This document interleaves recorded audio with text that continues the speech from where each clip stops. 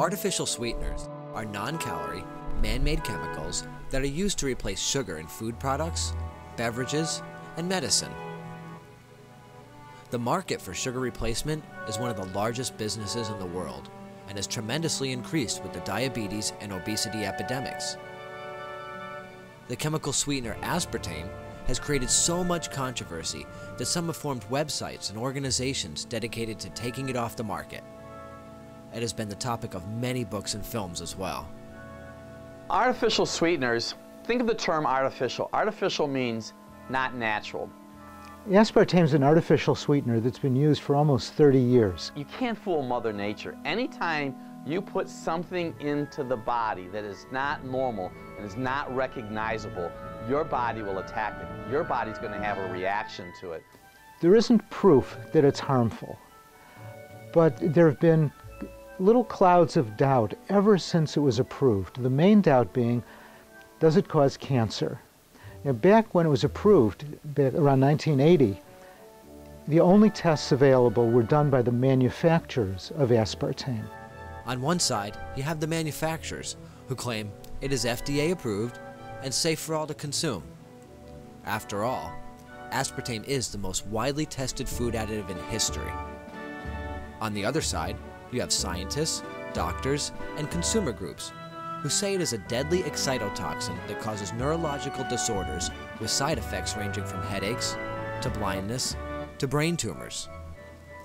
They say that even though aspartame is FDA approved, it was the most contested additive approval in the agency's history.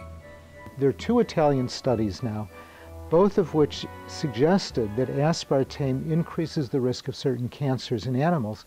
Always stay away from any item that man has taken a chemical and has twisted it. To give you a great example of that would be aspartame. Aspartame is made of proteins. When they put these proteins together, one of the byproducts is methyl alcohol, which eventually becomes formaldehyde, not healthy to the body. The biggest source by far is diet soda. Some diet sodas are sweetened with aspartame. I would say avoid those.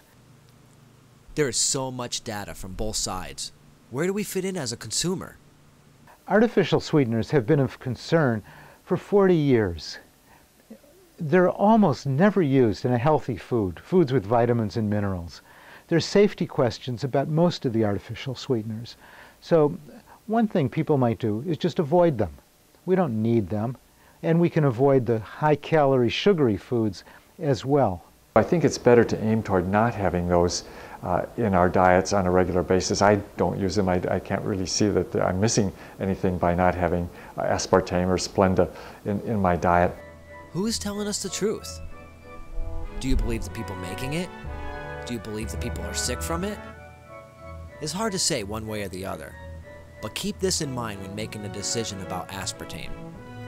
The artificial sweetener business is a multi-billion-dollar market, and with any billion-dollar industry, the people in charge are concerned about the profit, right or wrong, period.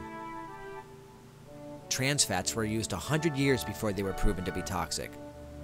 Big Tobacco said cigarettes weren't harmful. Chemical companies told us we could bathe in DDT, and we lined our houses with asbestos and lead paint for years. My point is this: aspartame is corporate science, and corporate science has proven to have a wait-and-see attitude time and time again.